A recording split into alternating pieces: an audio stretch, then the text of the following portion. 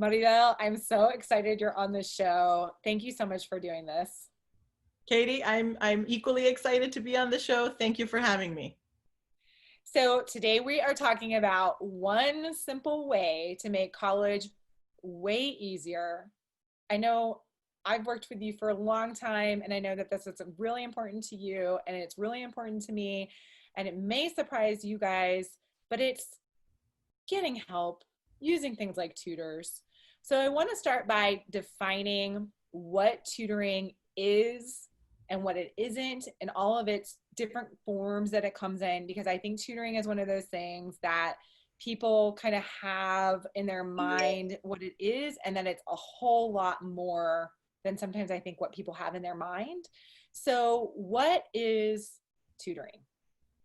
All right. So tutoring is something that comes as a stigma for a lot of college students, right? When they first get to college, they hear tutoring and they automatically want to say no to it without even knowing what it is, right? So tutoring is basically help, getting help in some of your classes. Some tutoring is one-on-one, some tutoring is group tutoring, some tutoring is online help. Even going to your professor is considered getting help, right? And you're being tutored, so to speak, right? Um, but it can be small group, it can be by subject, it can be in a learning lab. It's basically understanding that you can ask for help because everybody needs it. Even the high flying student at one point or another in their college career may need somebody to explain something to them in a different way than their professor. And I think the TA, the teaching assistants, also fall in kind of the broad spectrum of tutoring. Supplemental instruction falls into the broad spectrum in a different way than tutoring one-on-one. But it's also that idea of, hey, there's somebody out there, a peer, or a grad student, right? For example, that could also be of assistance to you in a specific problem you're having. I think I want to highlight something you said there that I think is like so important. It's sometimes you need someone else to explain it in a different way, because you and your professor may not see eye to eye, or may not have similar learning styles, or maybe the way the professor explains it just doesn't click for you. And it's not because you're stupid or because you don't understand or whatever other thing you're telling yourself. It's simply you need to hear it in a different way from someone else. So I think that I just want to like underscore that. That is so important. It is one of the most important things in terms of trying to not feel like you don't know something and that makes you less smart. No, right? That's part of the stigma. That's part of kind of the misconception of tutoring. It's actually a daily occurrence in the life of a college student. You aren't going to get, sometimes your wavelength with your professor is going to be off because they teach a certain way, they've taught that way forever. So I always explain tutoring like, here's your professor. The professor has their ideas, their ways of teaching for 50 years, whatever, however long, 30 to 50 years, some professors, right, at some universities. And then you have, and colleges, then you have them with 35 students that are all different. So the student adjusts to the professor, not the professor to the students. So when you say that to people, they're like, oh, right, I should really focus on trying to figure out how I can manage my relationship with this professor and the content. What better way than to ask for a tutoring session or go to a supplemental instruction or talk to the TA who is in sync and in vibe with what that professor is trying to accomplish, right? The goals of the class. Yeah, and the whole point of those services is not to give you the answer. It's to Right. help you start to master the material and help you start to understand, right? Correct. Correct. It's about getting yourself in the headspace of doing the best you can and being better. So if you get a little help from the TA or from the SI leader, then that means that you have a leg up and that you're not struggling. So why, as a college student, if I sort of get it, why not bring it home and get it 100% by using a service like tutoring or supplemental instruction? And that's the message that I think we should all tell students. Hey, you can make an A by going to tutoring versus making even an A minus, right? So what's the difference in grade, right? Making a B by yourself or making an A plus with the help of a tutor? Right? Making an A with the help of a tutor, or just trying to figure it out the hard way. And maybe you make the B or the C even, trying to Right, figure it out on your own, right? right, right. That makes so much sense. You have, I don't know, a gazillion hours of working one-on-one with students. Y'all, that I know Maribel for so long, like I learned from her. Like a lot of my style is come from eavesdropping. She used to office across the hall from me, eavesdropping on her conversation and style. And I know that you've heard a lot of excuses and a lot of reasons why students do not want to take advantage of these often free, not always free, but often free services on their campuses. Do you mind talking through some of those thoughts and ideas and helping students kind of understand why some of those ideas might be limiting their chances of actually taking advantage of these resources that could make a huge difference in their college experience? Of course, of course.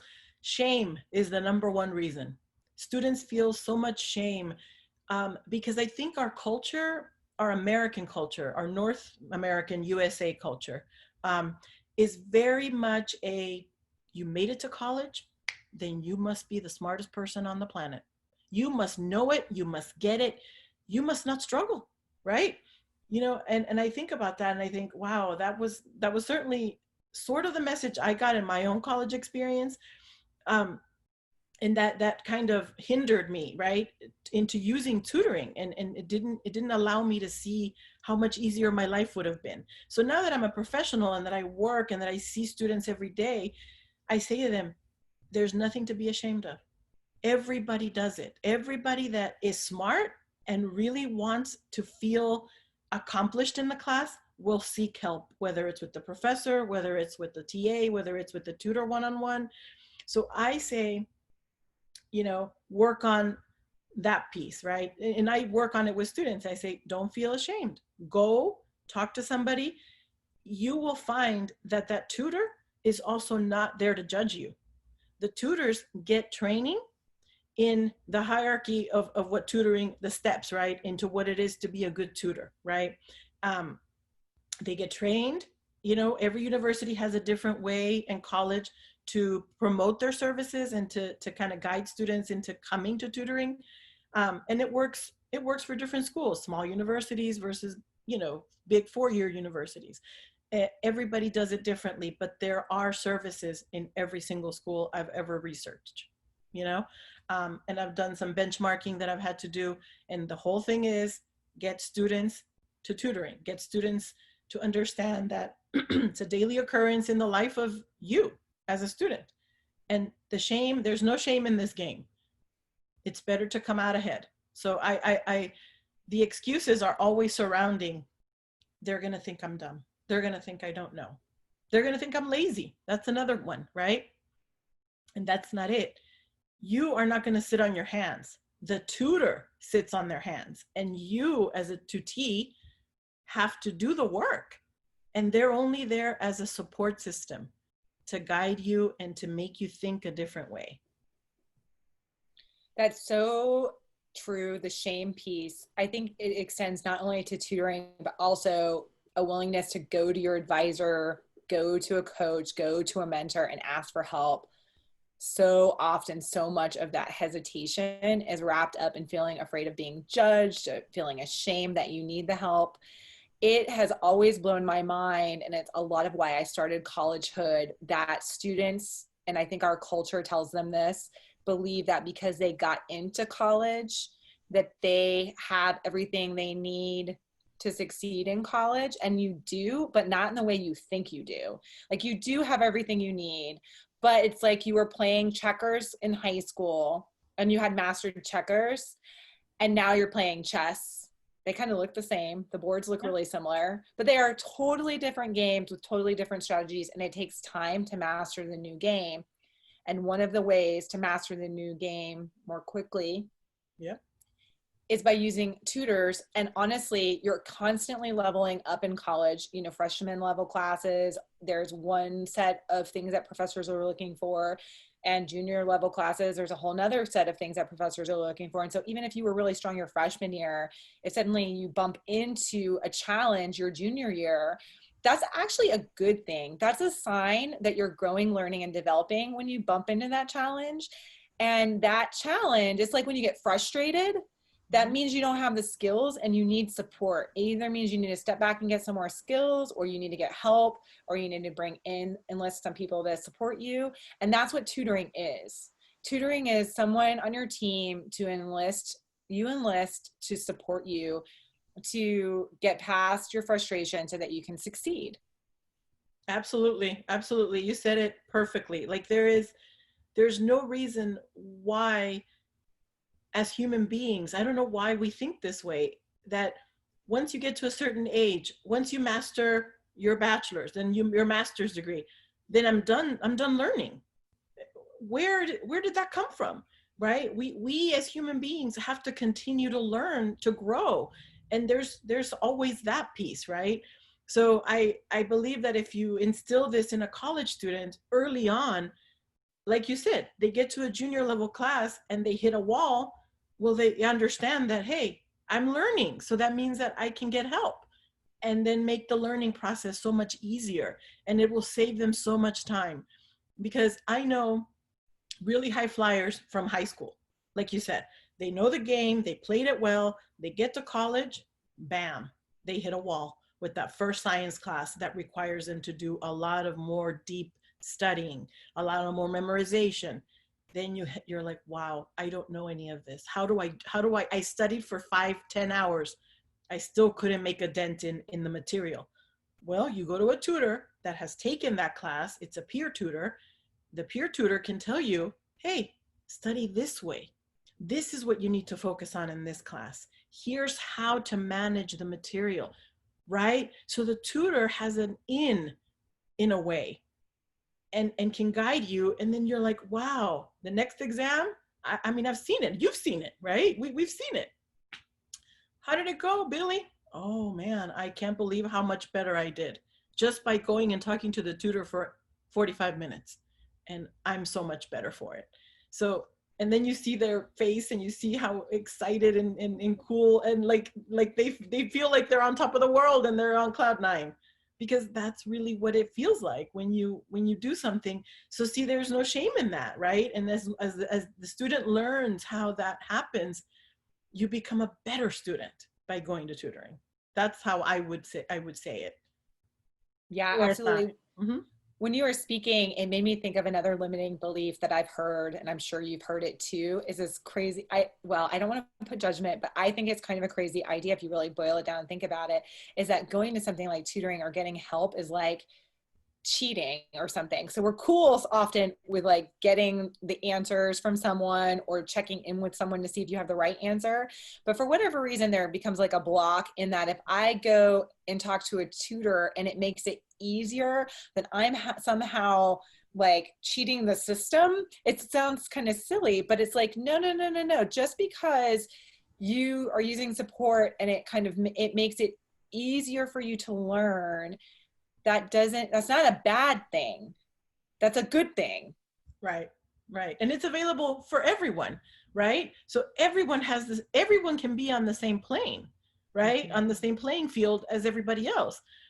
But for one reason or another, not everybody does it, right? So sure, it can be a little mind trick for students that may believe that they're getting ahead for some reason, when it's available for everyone to utilize these resources on your campus. And there's so many supplemental instructions, there's so many ways to get tutoring, there's so many ways to talk to your TA, there's so many ways, right, to look at small groups in a different way. And some people learn better in small groups, like supplemental instruction, and some people work better on a one-on-one basis. So it's always just finding where that resource is on your college campus. That's, I think, also another, another good way to put it in your back pocket, right? Keep it there. And when you need it, you know where to go. So that's a really good piece of advice. I think extends to all support services in your campus is like, where are they physically, if you happen to be going to campus physically this, ever, because if you're listening to this in the future, this is being recorded during the time of COVID. And so if you're going to a physical campus or if you're online, or they're finding out where these services are proactively, so that when you need them, you know where to go, instead of freaking out and scrambling and not knowing where to go, can be super helpful. Even going to get the tutoring well before you feel like you need it, Right. to just establish that relationship, can be so helpful. So don't wait till you fail something. Don't wait until you don't understand something. Go before those points proactively. Like, I know this class is tough. I know this class is going to be tough for me because it's not in my skill set. And then going and finding someone to support you, because before it gets hard. Yeah, I always recommend, when a student gets their syllabus, right, and looks through it, I think it's a lot of ego that plays into it, right? I want to look at it and I'm gonna be like, I got this. There is nothing that can stand in my way. And then you hit a section of physics that you ain't got. And you're like, oh no. And then you don't have anything in your back pocket. You don't know where any of the services is. That creates anxiety, right? And you're anxious. And then you're like, I'm not doing that, because that's for people that don't know anything. Where if you start from the beginning, you look at your syllabus and you look down and you're like, that's gonna, nope, that right there, right, is gonna pose a problem for me. Then you prepare yourself, right, to go to tutoring the first time you hit that section, but you're also prepared, right? You have the questions ready. You know what you're gonna ask. Here's where I struggle, and that lowers the anxiety, I think, for students. I mean, it certainly did for me when I was prepared, right? To talk to somebody to get help on a paper, or, I mean, anything really. Because the tutors in the writing center, that's also, I would consider them a support group too, right? For your writing. And I think, I speak for myself, I need help in writing. So I edit and constantly edit and edit and edit. I mean, I had something recently edited like 4 times. So, you know, that's really good advice. Yeah, I think that makes a lot of sense. Well, let's talk about where we find these kind of resources, both if you're on your physical campus or if you're not going to be on campus, or if you're not able to find these services in person, given the situation that we're in. Right. I'm a student, and how do I figure out what's out there for me? Start with your advisor, start with your success coach, anybody who is a advisor, success coach, anywhere near the student services center, right?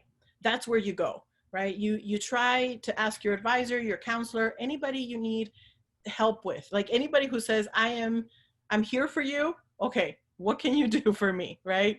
That's what I would start there, right?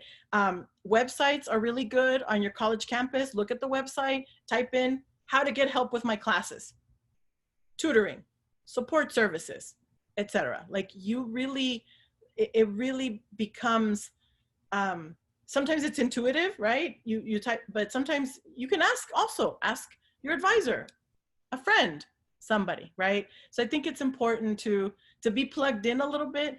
And during the online times, right, a lot of colleges and universities have opted for online solely 24/7. So Tutor Me is a good resource for everyone, right? And I know that there's something called Khan Academy that helps with the sciences as well, and it's online, and some of them are paid and some of them are free. And other pieces have other websites.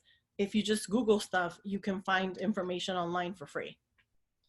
And we'll link to those recommendations. And I know Khan Academy also is really great for math as well. And so there's a lot of online options. And I'm sure that your school may even have, partnered with a certain service. So check in with your advisor and find out what kind of online tutoring is available. The thing is that even if you're not able to go physically to campus, there's a lot of support out there. Like there's still a lot of support out there for you. You may have to be a little more proactive and looking for that support. And I think you have to be proactive when you're on campus to look for that support. Like this is where learning to advocate for yourself, and we have a whole episode on that, and I'll link to that episode too. But I think learning to advocate for yourself, which means to share your needs and let people know what you need and then seek out those resources, is so important when it comes to using these kinds of services. So I'm a student.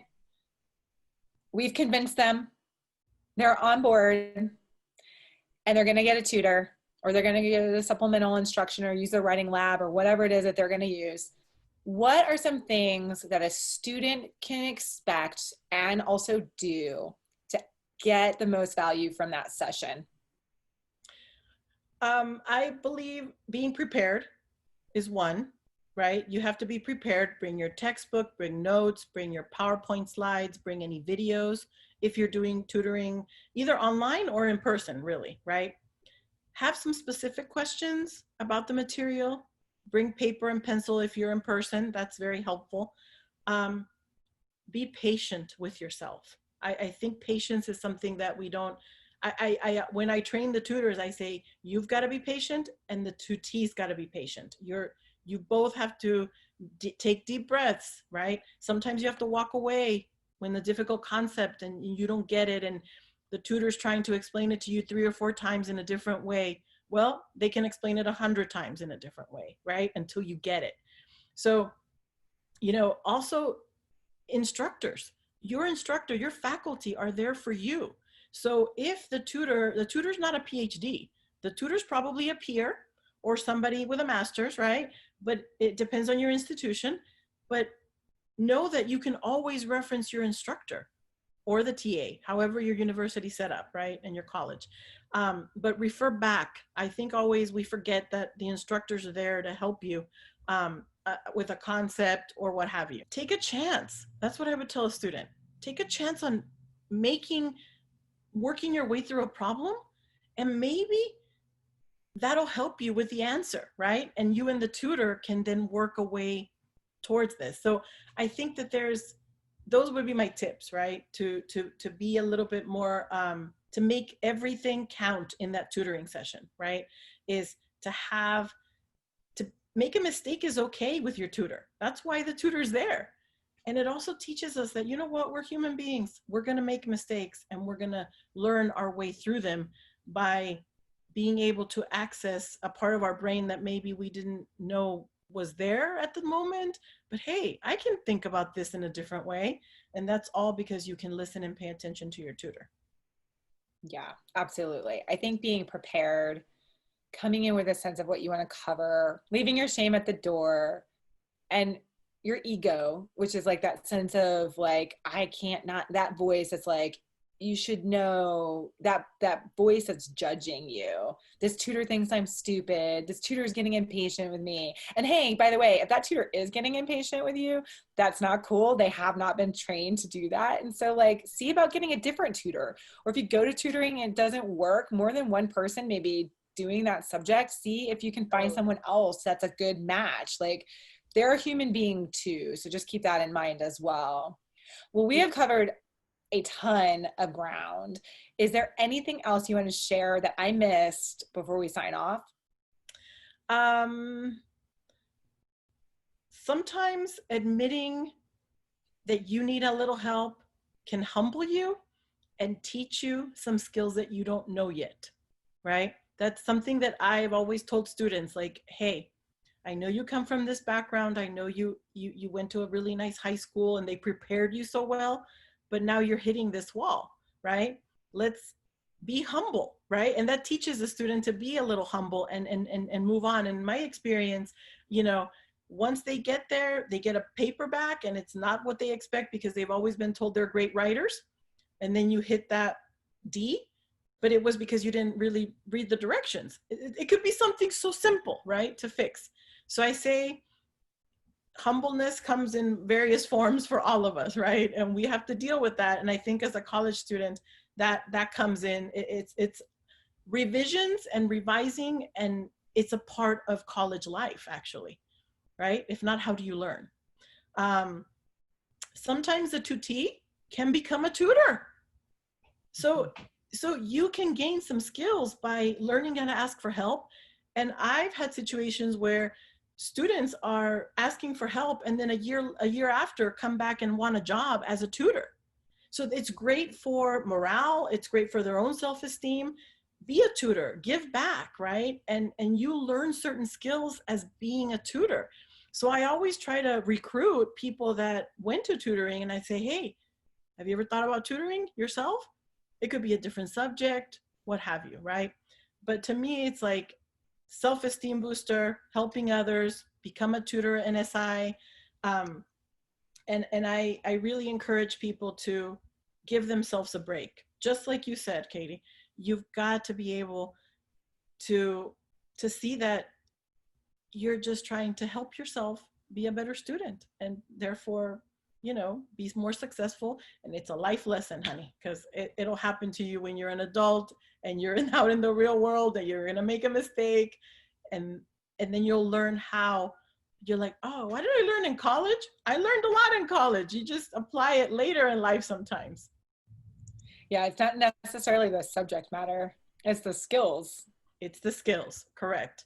Which I think right? which I think having these conversations in your podcast is amazing because you can listen to this later and hey, if you're starting to feel a little wishy-washy about something, listen to Katie's podcast, get some courage, go get some tutoring. I love that. Yeah. Because I love that you brought up the humble thing, because I think I heard you say this to the students many times. And I think it's really important because your grade is not a reflection on your talent or your ability or your intelligence or anything else. It's, did you master the task at hand that this professor in this class asked you to master? Did you read the instructions? Did you follow the instructions? Did you include all of the parts? And then did you master or demonstrate the skills? And that is all that it measures. So if you are used to people telling you a good writer and you get a D, that D doesn't mean you're a bad writer. That D means you didn't do whatever the professor needed you to do on that one assignment. Correct. Yes. So sometimes we gotta look at what the situation is and give ourselves a break and see it from a bigger picture. And sometimes you need somebody else to see the picture for you. And maybe that could be a tutor, your writing tutor, your math tutor.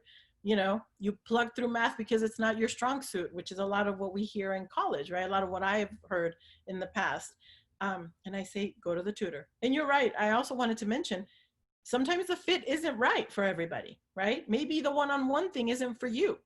Try another tutor. Maybe the group thing is for you, right? So there's a lot of different ways. And again, you're young, you're in college. It's all about trying. Try this, try that. Didn't work? Okay. And then you find your groove and you find the way that works best for you and to be more successful. That's the goal. And you may have to figure that out every semester. Correct. Yes, absolutely. Be kind to yourself, but be a little bit of like, hey, come on, I can do this, right? And learn from every mistake we make. We all learn. So Maribel, thank you so much for coming on this show. I really enjoyed this conversation. me too, Katie. Thank you for having me. I love talking about all this stuff. It's motivating students, helping them with their goals. It's been my career, right? And I see it, and I see them graduate, and I see them finish really strong, and that is the best reward that we could have as educators, and as people who care about the lives of college students. So I thank you for this. I thank you for having me on the podcast. It's been a real joy. Thank you. Oh, I'm so grateful. Well, now we want to hear from you. So I want to know, and I'm sure Maribel wants to know, what were your takeaways from this episode? Is there something that really resonated with you? Is there something you have questions about? Is there an action step you're going to take to get out there and get some help? Let me know. Come over and comment on the episode on our website at collegehoodadvice.com. Or you can hit me up on Instagram at collegehoodadvice, send me a DM and let me know what you're going to do to take advantage of this one thing that is going to make college so much easier for you.